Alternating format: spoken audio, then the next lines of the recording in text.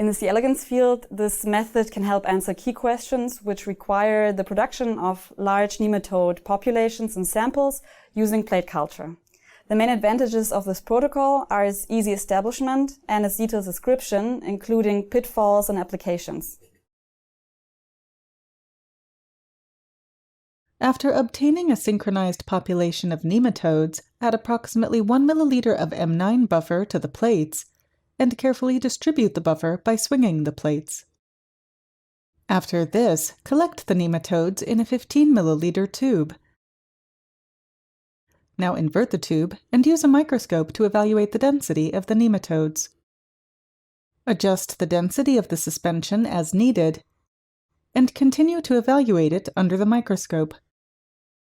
Apply 150 microliters of the suspension directly to the plates with modified pipette tips. To ensure an equal distribution of nematodes between the plates, invert the tube of suspension at regular intervals. First, wash the nematodes using a modified pipette tip with approximately 500 microliters of M9 buffer. Using the same buffer, continue detaching the nematodes until most of the animals are collected in suspension. Next, take up the nematodes with the modified pipette tip and transfer them to a plate with OP50. The modified pipette tips decrease shear stress and damage to the nematodes because of a larger diameter. Then, allow the plate to dry.